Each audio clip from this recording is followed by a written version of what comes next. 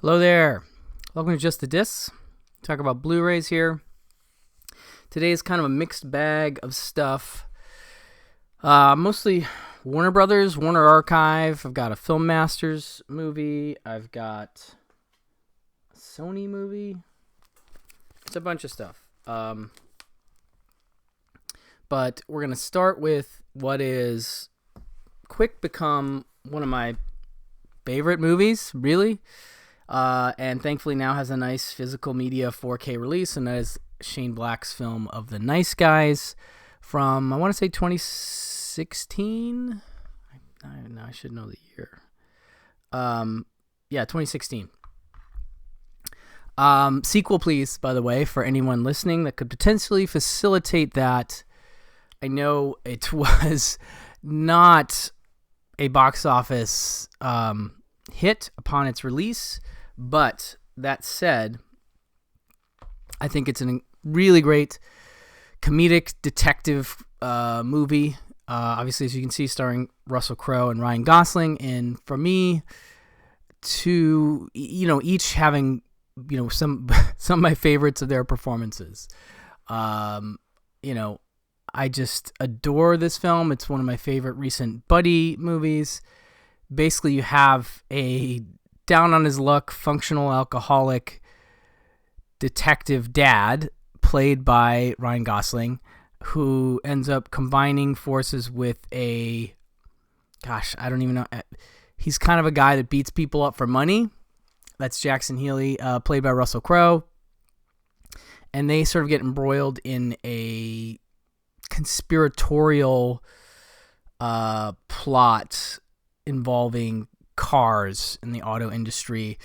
But it's really about the chemistry between these two guys and the incredible script from the great Shane Black, who I'm such a huge fan of. Obviously made things like Kiss Kiss Bang Bang, wrote Lethal Weapon famously, and The Last Boy Scout and stuff like that. And I've just always been a fan of his work.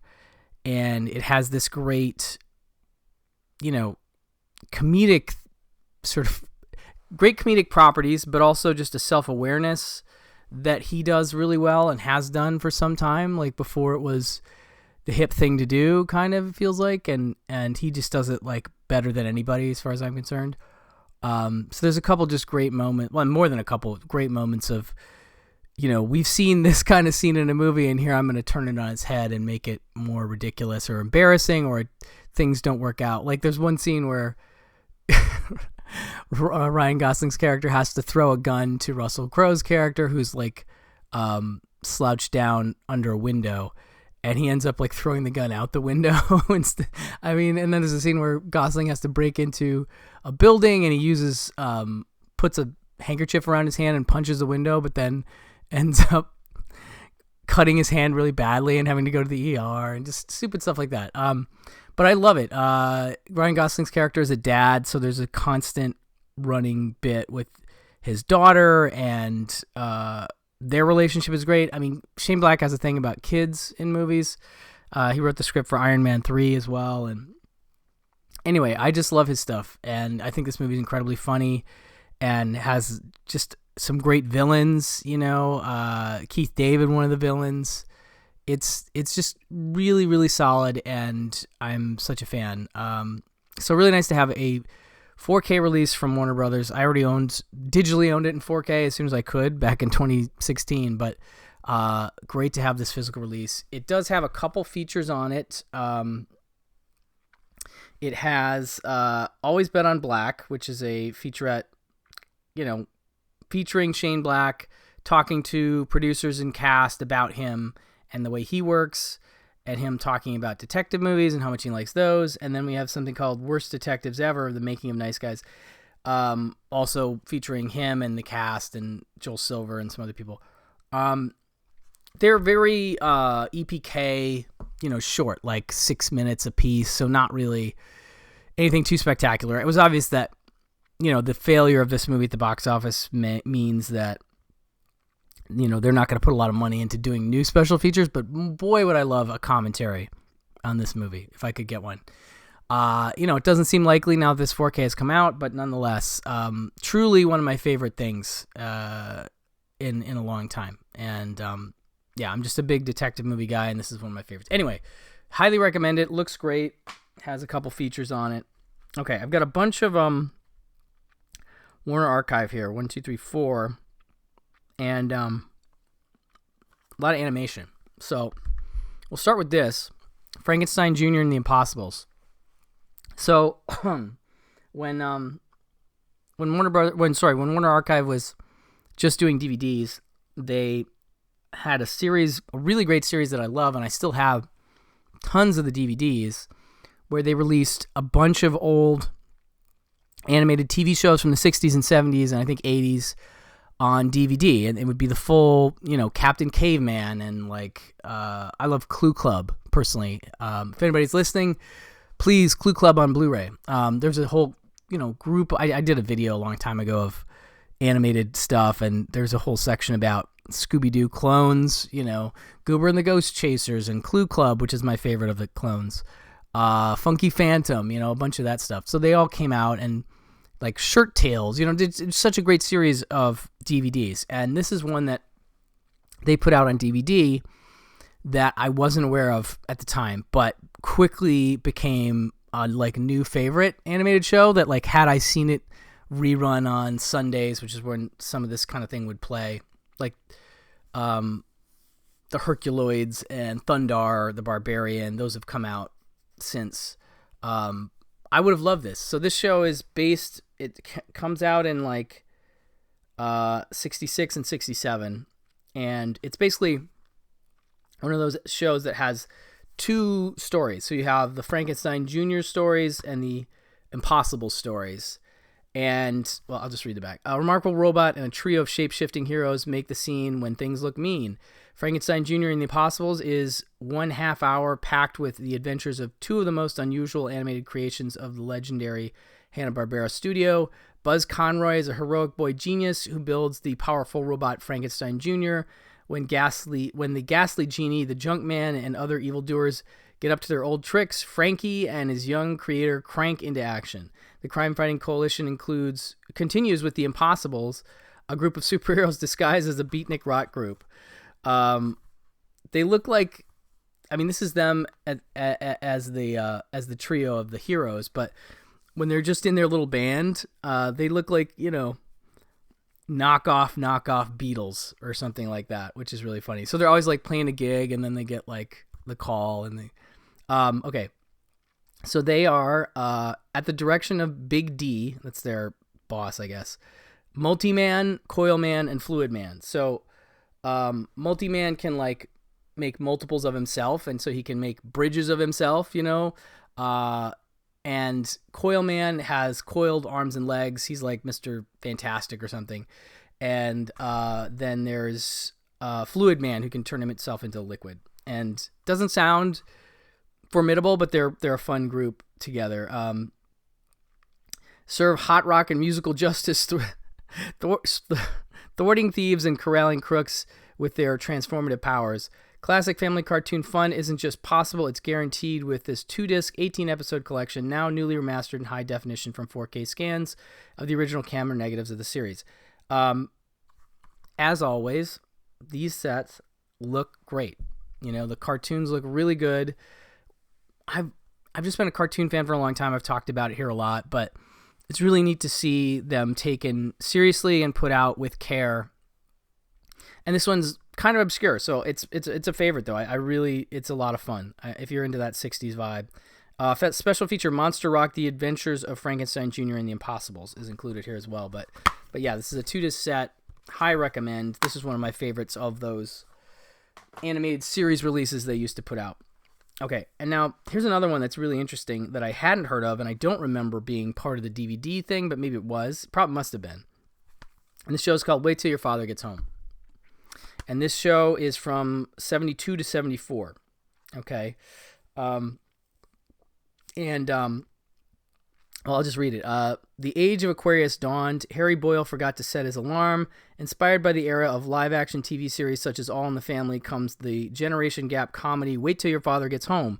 Tom Bosley, provides Tom Bosley, of course, Mr. Cunningham from Happy Days, so you recognize his voice right away. Or if you remember the Glad commercials he used to do, like I do, Glad bags. Anyway, provides the voice of Harry, an affable 40-something everyman and suburban father of 3, whose daily routine is anything but when he faces the provocative questions of the make love not war era, women's libs, civil rights, hippies, sexuality, communes, and the Cold War are some of the hot button petals in this series' flower-powered laugh fest. They're all part of Harry's world, where a man's home is his hassle. This complete series set of 2 seasons and 48 episodes is highlighted by guest voice appearances from Monty Hall, Don Knotts, Phyllis Diller, and Rich Little. Very cool. Also includes a retrospective featurette animation for The Nation illustrating the times, but I couldn't find it. It wasn't on the first or last disc. I got to go through all the discs. But I did watch a few episodes of the show, and again, another one that looks good.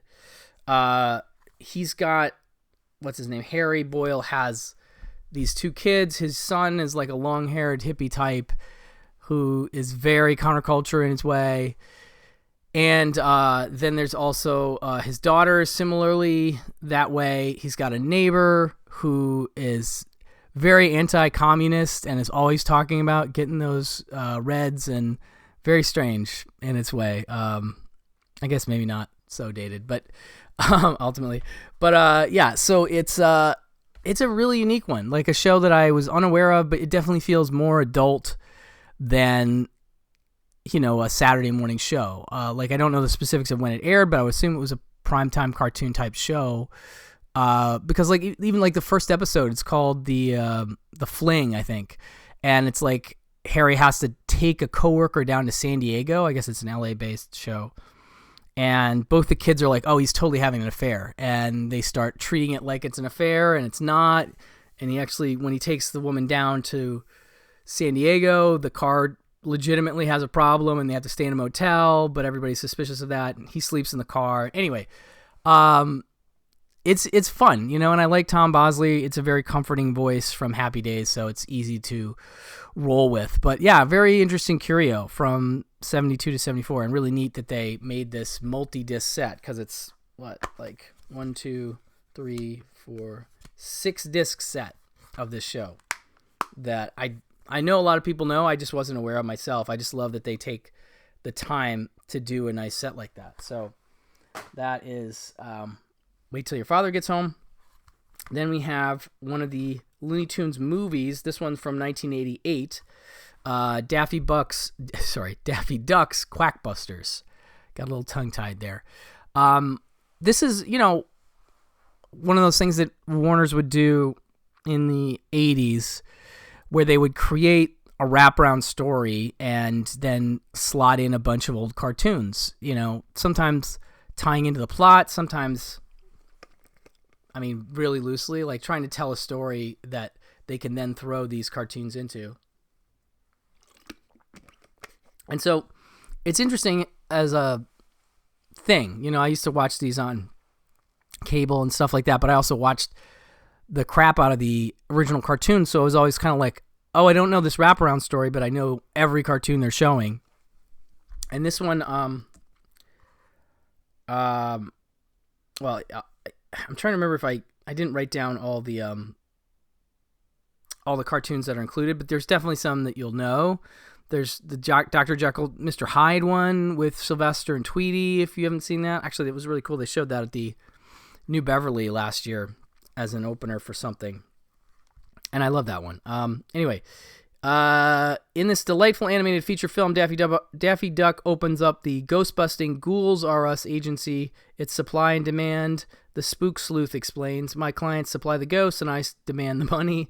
Highlights include Daffy, anything for a buck duck, pitching his wares on TV, a house call to a vampy seductress, a ghost-to-ghost hookup with Zed Topple on Frightline, and talk about a tough crowd, crooner Daffy wowing a nightclub of Transylvanian baddies. Bugs Bunny, Porky Pig, Tweety, and Sylvester join this exercise in hilarity, with principal voices provided, as always, by the masterful Mel Blanc. The gang's all here, and so is the fun. You'll quack up over Daffy Duck's Quackbusters. And on top of that, so they have, those just the cartoons that are featured inside the story that and then they've also included Duck Dodgers in the 24th and a half century, The Duckstercist, Little Go Beep, Night of the Living Duck, Superior Duck, Blooper Bunny, Invasion of the Bunny Snatchers are included as bonus cartoons as well. So if you're a fan of these Looney Tunes movies, this is, I'm trying to think of how many they've done. Did they do Daffy Duck's Fantastic Island? Did they do 101,001 Bunny Tales? I'm trying to remember which ones they've done on Blu-ray. This doesn't feel like they've done all of them, so this is definitely still early, but fun stuff if you're into that. Then we have a really interesting live-action classic from 1933 that I was just watching last year again. I know I can't find it, but I know Joe Dante is a big fan of this film. It's called Gabriel Over the White House, and it stars the great father of John Huston, Walter Huston. And it is directed by Gregory LaCava, who did My Man Godfrey is the big one. And this is comedic, but it's also dramatic and political and really plays to right now, surprisingly. As America despaired during the early days of the Depression, Hollywood met the challenge with chorus girls, gangsters, romances, a few dramas of social realism, and this one-of-a-kind, thoroughly astonishing fantasy, Gabriel Over the White House. Walter Huston gives a bravura performance starring as a corrupt U.S. president who has a brush with an angel after a near-fatal car crash and awakens determined to right all of America's wrongs, now or by any means possible. Towering like a Yankee colossus, he sweeps constitutional safeguards aside to tackle poverty, crime, and world peace as a populist dictator winning the adulation of a grateful nation. Gregory LaCava, who would later score Oscar nominations for his work on 1936's My Man Godfrey and 1937's Stage Door, directed this grandly made must-see curio. Special features include 1933 cartoons Bosco in Person, Buddy's Beer Garden, and The Dish Ran Away with the Spoon. But yeah, this one is pretty hard to see, or it was, outside of the Warner Archive DVD.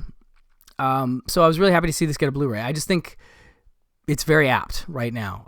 Don't want to get too political in terms of where I stand and stuff, but I just feel like watching this movie is a nice, refreshing fantasy. Yes, but I think kind of needed for some right now, and it definitely works for me in that way. Yeah, it's really an interesting film, and not too many like it. It feels Capra-esque, this idea of being touched by an angel, if you will, and then, deciding to do, quote unquote, the right thing.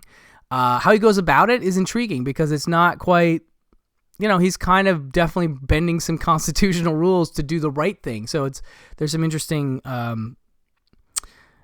just sort of scruples to the whole thing. But yeah, really a neat movie, and one that I wouldn't have been aware of if not for Joe Dante's recommendation years and years ago. But yeah, definitely a high recommend for Gabriel Over the White House.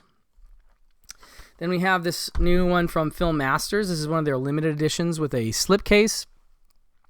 It is called Ginger in the Morning, and it is from 1974. And it stars Sissy Spacek and Monty Markham, who, weirdly enough, I just did a video talking about Hot Pursuit with John Cusack. Monty Markham is the dad of his girlfriend in Hot Pursuit. And I was just like, oh my God, what? Monty Markham's in this? Okay, so a free-spirited young hitchhiker befriends a middle-aged man in this lighthearted charmer. Sissy Spacek, in between her star turns in Badlands and Carrie, plays the title role and is joined by such stars as Monty Markham, Mark Miller, and Fred Ward. Also, Slim Pickens is a sheriff in this, which is great. The movie has a great early 70s feel and may make you yearn for the days when picking up hitchhikers was an everyday thing. I don't know about that. But it's a really interesting thing because there was a small window, and I think mostly in the 70s, where we had this sort of free-spirited young hippie girl middle-aged man collides with middle-aged man movies. The most prominent one being Clint Eastwood's film. He directed it. Breezy, all about Kay Lenz and from Sunset Boulevard. For whatever reason, I'm blanking on it, but I will get there. It's just one of those genres that you're kind of like, oh, this was a thing for a little while, and it's funny because it does come up in other films, like Save the Tiger, which is one of my favorite Jack Lemmon performances. I just think it's really, really great, and it's one of those movies that has a man in midlife crisis who picks up a hippie girl as part of the plot. And in Breezy, it was William Holden I was trying to think of. But yeah, that's all about. So William Holden, it's an LA movie. He picks up Kay Lenz. She's a hippie girl hitchhiking. They hit it off. They sort of try to have a relationship, but it's very much shunned by, even at the time, it's not looking like a good idea. Now it would be much less of a good idea in terms of trying to make that movie. But yeah, this is interesting because Monty Markham plays a divorcee who is driving back to Santa Fe, where he's moved after his divorce. After a really awkward scene with David Doyle, who is, was he Bosley on Charlie's Angels? You'd recognize him, David Doyle. Anyway, he's giving this whole speech about, going after the ladies, and it's kind of gross and weird. And so Monty Markham is driving home. He sees this hitchhiker played by, the wonderful Sissy Spacek, and she's very good in this role. Like, she just feels authentic in this way. And yes, it's a creepy idea by today's standards, but it's really played rather sweetly, and ends up being a story about friendship because one of Monty Markham's friends comes out to visit him in the midst of this. This is around the New Year, and he and this girl are hanging out together and kind of hitting it off, and things take a turn. But yeah, it's a really sweet movie and a curio of its time because, like I said, they don't really make this anymore, but it was a thing for a while. This fantasy of picking up this hippie girl hitchhiker clearly got into the head of some executives at studios as something to do. But some nice features here. We have Remembering Ginger in the Morning, an interview with Monty Markham, so he actually talks about the film. And then we have a commentary with C. Courtney Joyner and Amanda Reyes as well. One of my favorites, Amanda Reyes. And then liner notes by Susan King are included here as well. So this is a nice special edition, collector's edition, limited edition movie that I hadn't heard of. It's all region, and it's from 1974, as I said. So that's from Film Masters, and looks good, too. They don't mention the restoration, but it looks good. Okay, a couple more here. This one's from MGM. It is a burn-on-demand Blu-ray, if I recall. Let me just double-check that I'm not lying about that. No, actually, it's a press disc. My bad. It is a press disc, and it's called Full Moon and Blue Water. And as you can see, it stars Gene Hackman, Terry Garr, and a wonderful turn from Burgess Meredith, who has some of the best lines in his career, really. I mean, he's just an old, almost senile man who gets pushed around in a wheelchair and just makes ridiculous, lewd, and outlandish comments. I can't remember if he's the father of Gene Hackman or if he's the father-in-law. Basically, Gene Hackman owns... Well, here, I'll just read the back, but I can give you a little more. Gene Hackman, Terry Garr, and Burgess Meredith star in this beautiful ensemble piece about the complicated relationships of three quirky characters who find happiness and heartbreak at a rundown Gulf Coast cafe. Welcome to the Blue Water Grill. Okay, so Gulf Coast is where it takes place. And Gene Hackman owns a little restaurant, a little cafe, and it's not in good shape. Like, not a lot of people are coming there, and he is mourning the loss of his wife, who... It's been real tough for him because she basically disappeared one day and they never found her body. So he's not been able to let go of the idea that she could still be alive. But it's definitely hinted at that she probably isn't. But we open with him watching old 8mm films of some beach vacation they took, and he pulls those out multiple times. And it's one of those sad shortcuts that they do with characters in movies that I get. But anyway, so Hackman's a little mopey. But Terry Garr is a local gal who's like into him and wants to help him out, and they sort of have a thing, but he's not fully ready to move on to her. And Burgess Meredith lives with him at this cafe, which has like an apartment in the back. And again, I can't remember if he's the father-in-law or what, but he's very funny, always saying ridiculous stuff. A very young Elias Koteas plays a local who is always helping him with Burgess Meredith. It's a cute, quirky dramedy that takes a turn in the back that I didn't love as much. Becomes sort of a kidnapping, murder thing. But anyway, I like Hackman a lot in this period. I love Terry Garr, and so it was neat to finally see this. I must have seen the VHS cover, back in the day, but never gave it a shot. So it was nice to see it on this Blu-ray. This is a bare bones disc, no extras of any kind, unfortunately, but definitely interesting for Gene Hackman fans from way back who like, those lesser seen 80s films that he did. And then lastly, we have a Blu-ray of Juror Number Two. This is obviously a brand new movie from last year. Clint Eastwood's latest film, could be his last film, who can say, but a movie that was unfortunately not seen as particularly commercially viable by Warner Brothers at the time. And so there was a big outcry online from film fans who noticed that this film got such a very limited theatrical release, which is unusual for Clint Eastwood movies because they typically get a very wide release. And as was argued by many at the time and myself, it's a really good movie. It's a movie that deserved to be seen on a larger scale. And I think there was some impact maybe from that word of mouth, people saying this is really good, you got to see this. And so yeah, it stars Nicholas Hoult, Toni Collette, J.K. Simmons, and Kiefer Sutherland. And it is a quasi-update / take on 12 Angry Men. And I almost don't want to read the back because if you don't...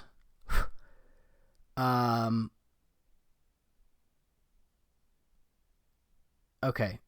All right. It doesn't fully give it away here. So, Juror Number Two follows the family man Justin Kemp, Nicholas Hoult, who, while serving as a juror in a high-profile murder trial, finds himself struggling with a serious moral dilemma, one he could use to sway the jury verdict and potentially convict or free the accused killer. So, yeah, this... does this not have any features? I thought this had... shoot. I'm not sure if this has features or not. Thought maybe there was like a making of or something, but I could be wrong. Maybe I just didn't see it. But yeah, so it's Toni Collette plays the prosecuting attorney. The case is about a man and a woman who were, I don't think they were married. No, I think they were boyfriend-girlfriend. And one night they have an altercation in this local bar, and it's raining, and he chases her outside after, I can't remember if he strikes her in the bar or not, but it got really heated, and there was a lot of witnesses. And they go outside, they continue their fight, and she walks off into the rain. And he supposedly follows her, but the next day she's found dead in a creek bed below the bridge, which is nearby to this bar. So the question then is, did the boyfriend do it? And he is their number one suspect. The circumstantial evidence points very directly to him. And so Nicholas Hoult's character, who's a magazine writer, is asked to be on this jury, and he has some information that could help the case. And it's a quandary to him how to deal with it.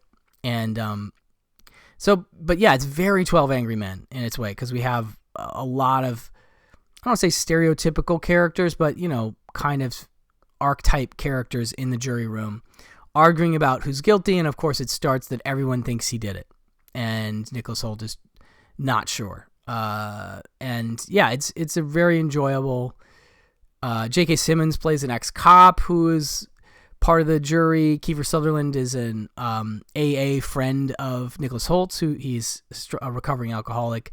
He and his wife played by Zoe Deutsch, have a baby on the way, and he has been off the sauce for a little more than a year, I think. But yeah, it's really a solid movie and one that I recommend if you haven't already seen it. It feels like a lot of people saw it because of the nice buzz. But nice to see it get a physical release. Again, no 4K that I know of, which is an interesting choice. But yet again, I don't think maybe Warner Brothers had the confidence to spend that extra money on this movie. I don't know the specifics behind why something like this happens, especially to a veteran director who has made that studio a whole lot of money.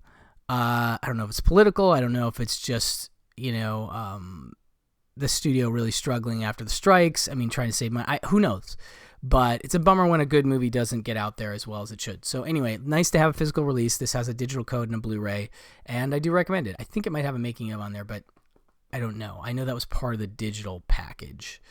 So you could see it through the digital code, if nothing else. But definitely worth a look if you haven't seen Juror Number Two. Big recommend.